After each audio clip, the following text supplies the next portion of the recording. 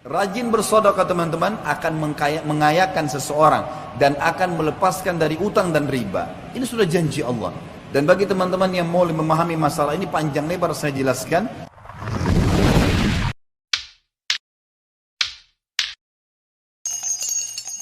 Bagaimana mempertemukan teman-teman sekalian antara riba dengan sedekah? Bagaimana kita mempertemukan antara riba yang orang transaksi jual beli bertambah berbunga dengan sedekah? Sedekah seakan-akan kita tidak dapat apa-apa. Para ulama tafsir mengatakan yang dimaksud adalah kalau seseorang mau diluaskan rezekinya dan dia tidak akan perlu bergantung pada riba dan hutang, maka dia harus rajin bersedekah.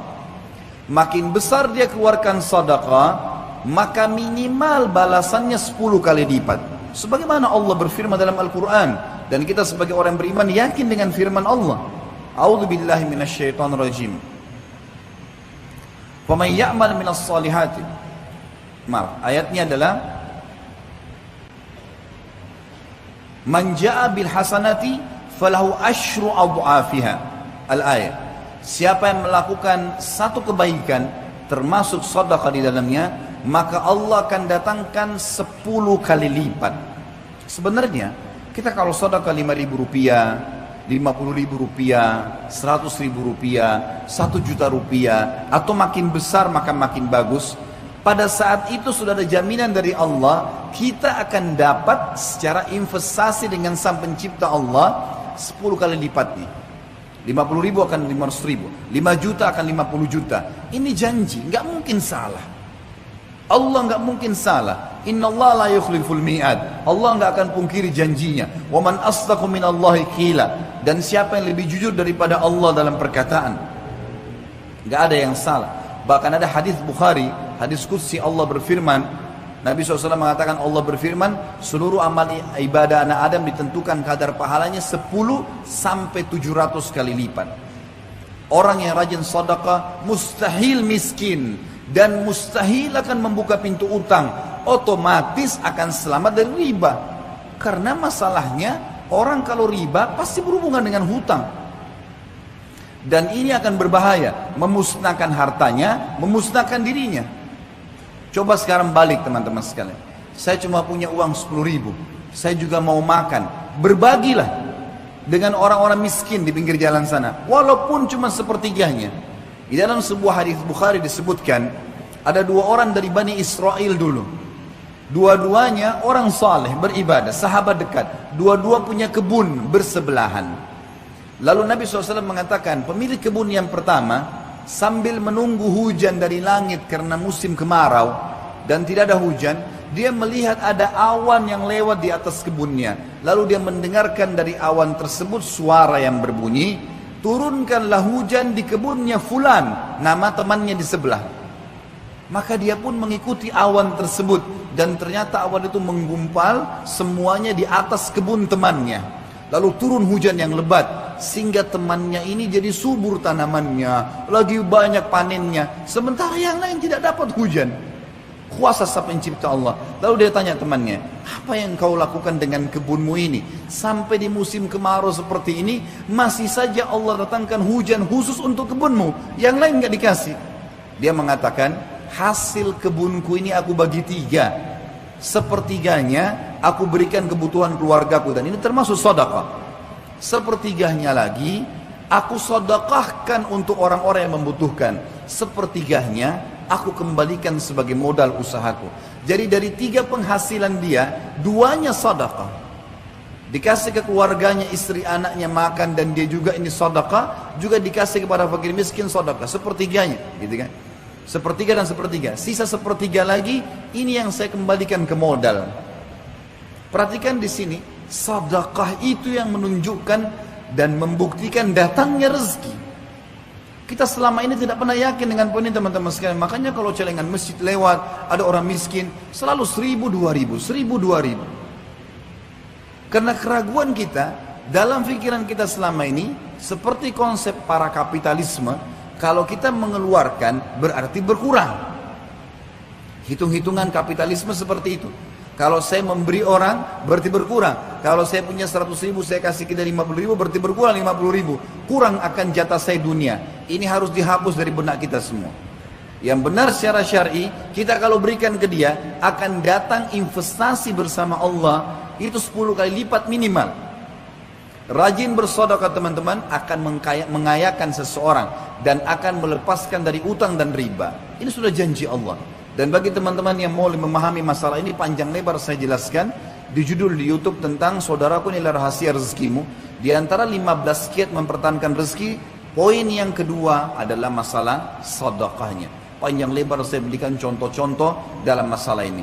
Coba praktekin mulai sekarang, keluar dari masjid ini teman-teman sekalian, coba bersedekah. Jangan ada satu hari lewat tanpa bersedekah. Dan sedekah makin memuncak pahalanya, makin memuncak balasannya dari Sang Pencipta Allah. Kalau seandainya kita keluarkan teman-teman sekalian, karena mencari orang yang susah. Kalau ada orang kebetulan datang orang minta-minta kepada dia, kemudian dia berikan, ini sesuatu yang umum. Semua orang bisa lakukan. Karena orang datang minta, oh iya ini orang miskin susah saya bantu. Tapi yang besar pahalanya dan cepat jalan tol mendapatkan rezeki, keluar mencari orang susah dan kasih. Itu yang dikerjakan oleh Ibnu Abbas dan Ibnu Umar radhiyallahu anhum ajma'in. Kalau satu hari ya mereka sudah selesai mengerjakan ibadah-ibadah yang sudah rutin dari zikirnya, baca Qur'annya dan segalanya, maka mereka kerjakan keluar bersedekah, mencari orang lain, karena jelas janji Allah akan mendatangkan balasan. Nabi kita Muhammad SAW bersabda di dalam hadis yang sahih riwayat Bukhari dan juga Nasa'i, al-bay'ani bil khiyari ma lam yatafarraqa fa in sadaqa wa bayyana burika lahuma fi bai'ihima wa in katama wa kadzaba muhiqat barakatu bai'ihima. Penjual dan pembeli berada dalam khiyar, pilihan, boleh meneruskan transaksi atau memberhentikannya selama keduanya belum berpisah, jika keduanya jujur dan transparan. Saya jual mobil saya, ditanya oleh pembelinya, apakah mobil ini pernah tabrakan? Jujur kalau pernah. Iya, di bumper bagian depannya pernah tabrakan. Dan saya sudah masukkan di bengkel, silakan periksa. Jujur dan transparan. Maka kata Nabi SAW, keduanya akan diberkahi. Jadi transaksinya itu. Tapi kalau kita bohong, enggak pernah tabrakan kok. Pastikan dia cuma ambil nomor telepon, pergi dan tidak akan terjadi transaksi. Ini janji dari Nabi SAW, enggak mungkin salah. Kalau keduanya jujur, transparan, maka keduanya diberkahi dalam jual beli mereka. Kata para ulama hadis, maksudnya dijadikan transaksinya, yang menerima uang dari transaksi diberkahi cukup dari dia, bahkan melampaui kapasitas kebutuhannya, dan orang yang membeli juga diberkahi, barang itu tidak rusak. Sebaliknya, jika menyembunyikan dan berdusta, maka akan dihapus keberkahan jual belinya, diangkat berkahnya, maka tidak akan terjadi keberkahan atau mendapatkan keberkahan. Kata beliau penulis ini, lihatlah saudaraku tentang akibat dusta dan bertransaksi dengan keharaman berupa riba, kecurangan dan selainnya. Sesungguhnya itu menghilangkan keberkahan. Siapa yang melakukan kecurangan dan menyembunyikan cacat barang karena menginginkan keuntungan yang lebih, maka ia dihukum dengan kebalikan tujuannya, yaitu hilang keberkahan harta yang diambilnya. Meskipun bertambah secara kuantitas, tapi tidak ada keberkahan di dalamnya. Atau ia didera musibah, petaka, penyakit, atau sesuatu peristiwa, lalu ia membelanjakan harta tersebut untuk mengatasi musibah yang menimpahnya. Namun jika ia jujur dan menjelaskan cacat barang serta tulus kepada saudaranya sesama muslim, maka harga barang itu menjadi sedikit, tapi Allah Ta'ala memberkahi harta tersebut. Banyak orang pada masa sekarang mengeluhkan sedikitnya keberkahan harta, padahal hartanya sangat banyak. Hindari dusta teman-teman sekalian. Hindari sumpah hanya untuk melakukan barang kita. Saya tawar sekian, demi Allah belum sampai modalnya. Padahal sudah ada keuntungan. Untuk apa? Saya belum bisa jual dengan harga seperti itu. Kalau mau beli dengan harga sekian. Bahkan Nabi SAW memastikan orang yang memudahkan transaksinya, samhan idza ba' wa samhan idza ishtara. Dia selalu meringankan, sudahlah, sudah berkah, yang penting ada keuntungannya, saya jual. Kalau dia beli transaksi, dia sudah tahu saudaranya ini, dia bisa dapat untung, saudaranya juga sudah dapat untung, baiklah saya beli, nggak ditekan sama dia sehingga dia sudah tahu dia bisa untung, masih tamak dengan keuntungan yang lebih besar.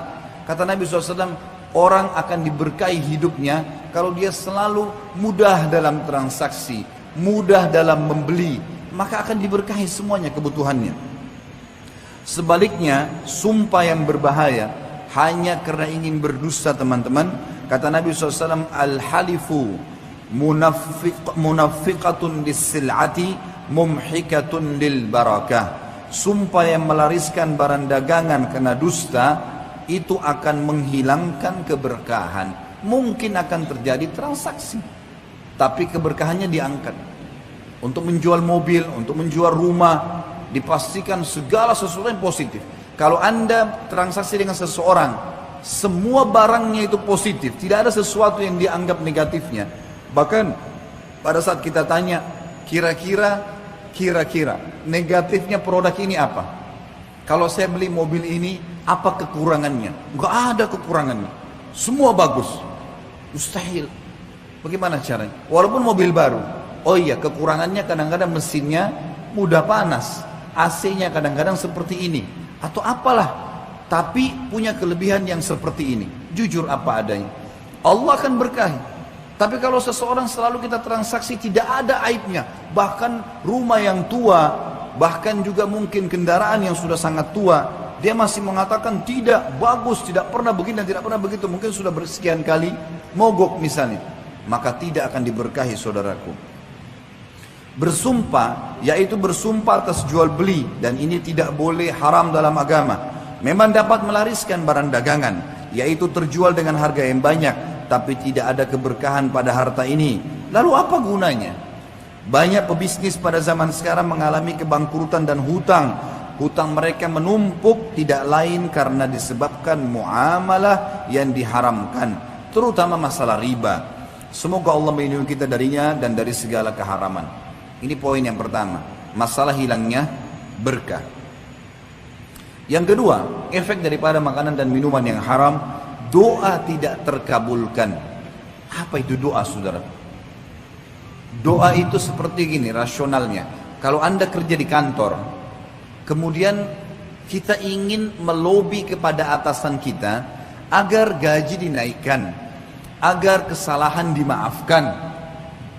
Kita menggunakan sebuah fasilitas, tulisan atau lisan, disampaikan kepada atasan tadi supaya bisa permasalahan kita, gaji dinaikkan, clear, atau jabatan dinaikkan, atau bahkan mungkin kesalahan kita dimaafkan. Tulisan dan lisan ini kalau dalam agama kita itu namanya doa.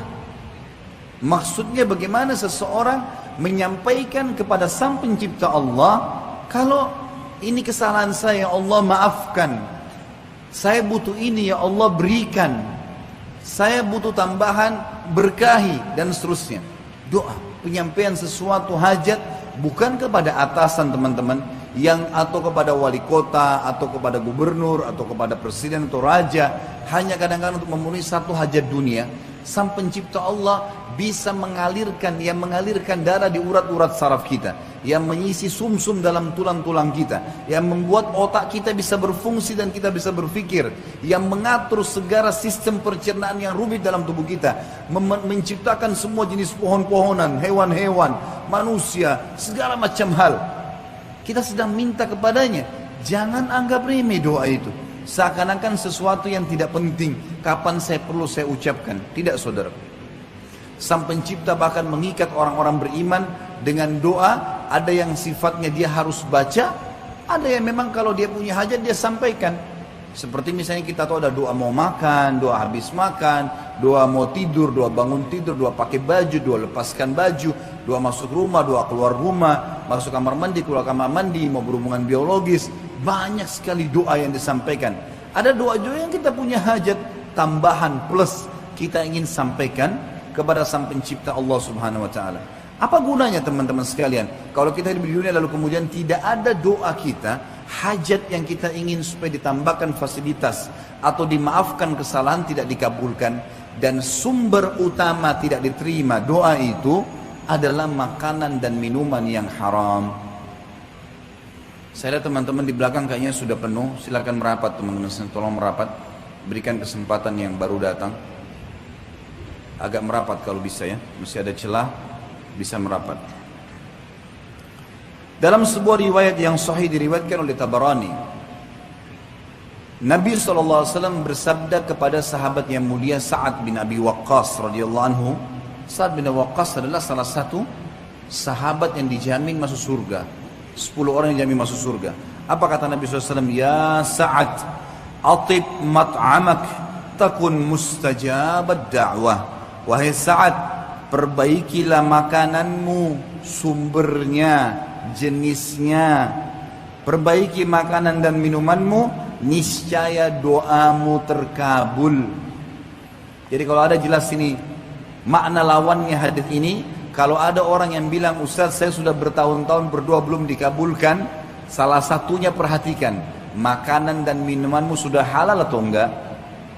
Dan ingat, tidak butuh seorang mukmin dengan yang haram, teman-teman sekalian. Kita tidak butuh sama sekali. Kenapa? Karena sesuatu yang haram sifatnya lebih sedikit daripada sesuatu yang halal. Saya sudah sering menyampaikan dalam tablik akbar kita, di antaranya adalah kalimat yang saya bilang, contoh Allah haramkan babi. Jangan makan babi ya. Lihat gantinya, sapi, kambing, ayam, kuda, kelinci, semua hewan yang ada di air halal. Yang haram sedikit, yang halal banyak. Nggak boleh minum khamar ya. Allah ganti susu, madu, sirup, banyak gantinya. Lalu untuk apa kita masuk ke ranah zona yang haram ini? Cari zona yang aman. Sang Pencipta memberikan kepada kita. Jangan zina ya. Allah ganti dengan nikah. Silahkan lampiaskan biologis dengan cara itu. Tinggal lamar, diucapkan oleh walinya saya nikahkan kamu, dan dia mengatakan saya terima nikahnya. Selesai. Bisa melampiaskan, bahkan digantungkan pahala yang besar. Lalu untuk apa terjerumus pada yang haram? Nabi SAW juga bersabda dalam hadis yang sudah masyhur. Hadis ini diriwayatkan oleh Imam Muslim. وَقَدْ ذَكَرَ الرَّجُلُ يُطِيلُ السَّفَرَ أَشْعَثَ أَكْبَرَ يَمُدُّ يَدَيْهِ إِلَى السَّمَاءِ يَا رَبِّي يَا رَبِّي وَمَطْعَمُهُ حَرَامٌ وَمَشْرَبُهُ حَرَامٌ وَمَلْبَسُهُ حَرَامٌ وَغُذِيَ بِالْحَرَامِ فَأَنَّ يُسْتَجَابُ لِذَلِكَ. Sungguh beliau telah menyebutkan, Nabi SAW, orang yang menempuh perjalanan panjang dalam keadaan rambutnya kusut, tubuhnya berdebu. Ia mengangkat kedua tangannya seraya mengucapkan, wahai Rabb, wahai Rabb, wahai Sang Pencipta, wahai Sang Pencipta. Allah dipanggil sama dia. Sementara makanannya haram, minumannya haram, pakaiannya haram, dan diberi makanan dari yang haram, maka bagaimana mungkin doanya dikabulkan? Kata para ulama hadis, yang dimaksud dengan hadis ini adalah orang sengaja makan haram atau mendapatkan makanan haram yang dia tahu sumber haram itu, tapi tetap dia makan. Walaupun orang miskin teman-teman sekalian, orang fakir, nggak punya apa-apa, jangan makan kecuali yang halal. Sebagian ulama salaf, mereka sampai mengikat perut mereka dengan batu pada saat lapar kalau tidak dapat sumber halal. Nggak makan hari itu, nggak usah makan. Kalaupun saya mati, mati dalam keadaan mulia, daripada saya harus memasukkan sepotong makanan yang haram. Kata beliau, perhatikanlah, semoga Allah merahmatimu. Pengaruh makanan haram dalam menghalangi terkabulnya doa. Apa daya seseorang ketika sebab-sebab langit terputus darinya? Ia mengangkat kedua tangannya ke langit, saat sedang sakit mengharapkan kesembuhan dari penyakitnya, saat ia berada dalam kesusahan dan mengharapkan kelapangan darinya, dan saat ia berada dalam duka yang mengharapkan kelapangan darinya. Ia mengangkat kedua tangannya dengan mengiba kepada Rabb agar dihilangkan kesusahannya dan dilapangkan dari kesedihannya, sedang pintu-pintu langit ditutup karena ia makan haram. Maka bagaimana mungkin doanya akan dikabulkan? Andai kata tidak ada dalam keharaman kecuali kerugian ini, niscaya sudah bisa menjadi penjerah dan penghalau terbesar untuk tidak makan yang haram. Karena itu, perbaikilah makananmu, niscaya doamu akan dikabulkan. Dan janganlah tutup pintu-pintu langit dengan makan keharaman, karena engkau butuh kepada Rabbmu dan engkau tidak pernah tidak butuh kepadanya. Yang ketiga, penghalang dari diterimanya sedekah, haji, umrah, dan semua yang di dalamnya terdapat harta haram. Semua jenis ibadah tidak diterima oleh Allah selama di perut seseorang atau di dalam badannya ada sumber haram. Nabi SAW bersabda dalam hadis riwayat Imam Muslim, Innallaha tayyibun la yakbalu illa tayyiba. Sesungguhnya Allah itu baik, bersih, suci, tidak menerima kecuali yang baik, suci dan bersih. Allah membuat di dalam jiwa kita, saudaraku seiman, perasaan untuk tidak mau. Kita tidak suka dengan bau busuk, kita tidak suka dengan bangkai, kita tidak suka dengan makanan yang kotor. Allah buat itu fitrah, alami, kita nggak mau. Dan selalu kita hanya mau sesuatu yang wangi, yang bersih. Allah sudah buat fitrahnya. Dan masuk dalam masalah ini adalah kehalalan, sumber, dan jenis makanan dan minuman yang sedang kita akan konsumsi.